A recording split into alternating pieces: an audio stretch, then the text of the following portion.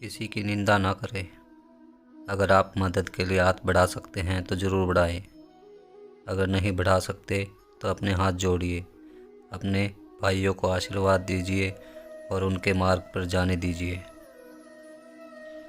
Part 3 हमें नरेंद्र के बुद्धिमान कौशल का पूर्ण विवरण देता है।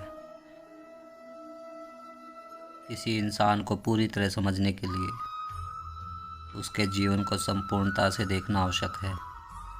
इसमें कोई दो राय नहीं कि बचपन में स्वामी विवेकानंद साहसी होने के साथ साथ काफ़ी शरारती भी थे, लेकिन तस्वीर का दूसरा पहलू यह भी था कि वे पढ़ाई में बहुत ही होशियार थे। उनकी बुद्धि इतनी तेज़ थी कि वे जो भी सबक पढ़ते थे वह उन्हें फ़ौरन याद हो जाता था और वे फिर अपने दोस्तों के पास गप्पे लड़ाने चले जाते थे। उनकी यह क्षमता से उनके दोस्त धोखे में पड़ जाते थे और उन्हीं की नकल करते हुए कम समय तक पढ़ते, जिसके कारण उनके बाद पछताना पड़ता, क्योंकि नरेंद्र भले ही कम समय में ही सब कुछ याद कर लेते थे, लेकिन उनके दोस्तों में यह अक्षमता नहीं थी। उनकी इस अक्षमता को देखकर बहुत से लोग आश्चर्य में पड़ जाते थे। इसी से जुड़ा एक मज़ेदार किस्सा हम आपके सामने लाते हैं। जब वे श्री रामकृष्ण परमहंस के शिष्य बनने के लिए अमेरिका गए, दरअसल हुआ यह कि स्वामी विवेकानंद को अमेरिका में किसी से मिलने जाना था, इसलिए वे नियत समय पर पहुंच गए। उस इंसान को पहुंचने में कुछ देर हो गई, इसलिए स्वामी विवेकानंद समय बिताने के लिए वहां रखी एक किताब देखने लगे। थोड़ी देर बाद वह इंसान आ गया और दोनों में बातचीत होने लगी। आपस में बातचीत के दौरान स्वामी जी ने उस पुस्तक की किसी बात का जिक्र किया जो वो कुछ देर पहले देख रहे थे।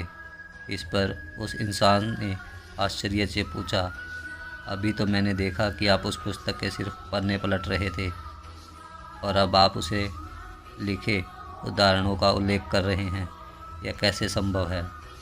स्वामी विवेकानंद ने एक पंक्ति में उत्तर दिया, मन पर संयम पाकर कोई भी इंसान ऐसा कर सकता है।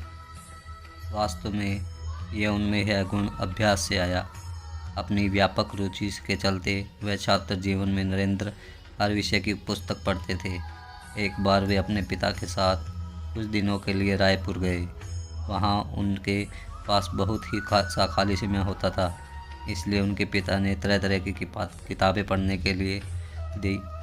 वे किताबों के प्रति अपने बेटे की रुचि को अच्छी तरह जानते थे। नरेंद्र के पिता से मिलने के लिए अक्सर रायपुर के कई विद्वान आया करते थे। जब वे सब इतिहास, तत्वज्ञान और साहित्य पर चर्चा करते तो नरेंद्र के पिता उन्हें भी साथ बिठा लेते। नरेंद्र तब तक बांग्ला भाषा के लगभग सारे प्रमुख लेखकों की किताबें पढ़ चुके थे और उन पर चर्चा भी करते थे। इससे वह आने वाली सभी विद्वान बड़े प्रभावित होते। इन चर्चा सत्रों में नरेंद्र की बातें सुनकर उनके पिता के मित्र कहा करते थे, एक दिन यह बालक बांग्ला भाषा को बहुत ऊंचाई तक लेकर जाएगा। यह बात सत्य सिद्ध हुई। वयस्क होने पर नरेंद्र ने वर्तमान भारत, परिवारज, भावार, कथा और प्राच्य पाश्चात्य सभी प्रसिद्ध बांग्ला पुस्तकें लिखी। नरेंद्र के जीवन में उनके माता पिता का गुरु समान स्थान था। माता पिता ने संस्कारों के रूप में मिली शिक्षा ने ही उन्हें श्री रामकृष्ण परमहंस का शिष्य बनने के योग्य बनाया। उनकी माँ हमेशा उन्हें दूसरों की मदद करने के लिए प्रोत्साहित करती और इसी भावना के वशीभूत होकर नरेंद्र ने विवेकानंद के रूप में विश्व बंधुत्व और विश्व मानवता का सिद्धांत दिया। उनकी माँ खुद भी एक निडर स्त्री थी और अन्याय व असत्य के विरुद्ध पूरी वीरता से खड़ी होती थी। एक और नरेंद्र की माँ भुवनेश्वरी देवी ने उन्हें स्नेहपूर्ण संस्कार दिए, तो दूसरी ओर पिता विश्वनाथ दत्त ने अनुशासन द्वारा नरेंद्र को संयम का पाठ पढ़ाया। विश्वनाथ दत्त का स्वभाव था कि वे अपने पास आने वाले हर इंसान को सहारा देने के लिए हमेशा तैयार रहा करते थे। इससे पता चलता है कि स्वभाव में वो दयालु और बड़े दिल वाले थे। कई लोग उनके घर में महीनों तक ठहरते और उनका सारा खर्च विश्वनाथ दत्त ही उठाया करते थे। नरेंद्र कई बार उनसे सवाल करते कि आप हमारे लिए क्या छोड़कर जाएंगे। तब विश्वदत्त ने कहा, जरा उठकर दीवार पर टंगे आईने में देखो, मैं तुम्हारे लिए क्या छोड़ जाऊंगा। नरेंद्र ने आईने में अपना ही प्रतिबिंब देखा और कहा, हाँ, मेरे लिए तो मैं खुद हूँ। मेरे पिता ने मुझे इस लायक बनाया है कि मैं स्वयं की जिम्मेदारी खुद ले सकूँ। वे पिता का हास्य समझ गए और फिर दोबारा कभी उन्होंने इस पर सवाल नहीं उठाया।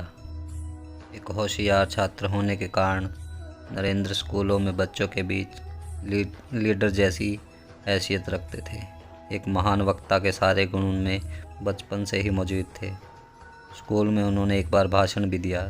दरअसल उनके एक शिक्षक स्कूल छोड़कर जा रहे थे और उनके सम्मान में मंच पर जाकर विदाई भाषण देना था, लेकिन कोई भी छात्र उनके लिए तैयार नहीं था, क्योंकि वहाँ मुख्य वक्ता और अतिथि के रूप में सुरेंद्रनाथ बैनर्जी जैसे महान इंसान मौजूद थे। उनकी उपस्थिति में कोई भी भाषण देने की हिम्मत नहीं जुटा पा रहा था। तब नरेंद्र आगे आए और उस शिक्षक के बारे में मंच पर करीब आधे घंटे तक अंग्रेजी में भाषण दिया। यह उनका पहला भाषण था। जिस निडरता और आत्मविश्वास से उन्होंने भाषण दिया, इससे न केवल उनके सहपाठी और शिक्षक बल्कि खुद सुरेंद्रनाथ बैनर्जी भी बहुत प्रभावित हुए। नरेंद्र का यह पहला भाषण भविष्य में होने वाली विश्व धर्म महासभा की छोटी तैयारी थी। भाषण प्रतियोगिता और पढ़ाई के साथ ही खेल प्रतियोगिताओं में भी सबसे आगे रहते थे। वे बचपन में कुश्ती लड़ने के शौकीन थे और 16 की उम्र में नियमित रूप से अखाड़े में जाकर व्यायाम भी किया करते थे। उन्हें बॉक्सिंग और क्रिकेट में भी कई पुरस्कार जीते। इसी तरह जब आगे चलकर उन्हें संगीत का अभ्यास किया तो अपने भजनों के कारण खूब प्रशंसा पाई। इन सब गतिविधियों के जरिए उन्होंने जो आत्मविश्वास और मानसिक शारीरिक बल विकसित किया, इसी के बलबूते उन्हें भावी जीवन में विश्व को यह संदेश दिया, निर्भर होना पाप है और सभी को इससे मुक्त हो जाना चाहिए। श्री रामकृष्ण परमहंस के सानिध्य में उनका संपूर्ण विकास हुआ और वे युवाओं के लिए प्रेरणा स्रोत बने। उन्होंने सभी को निडर और साहसी बनने का संदेश दिया। उनके यही गुण उन्हें एक लाजवाब शिष्य और एक महान इंसान बनाने में सहायक सिद्ध हुए। कल फिर हम हाजिर होंगे खंड 4 के साथ, जिसमें नरेंद्र खोजी के 1.25 लाख सवालों के बारे में आपको विस्तृत जानकारी देंगे।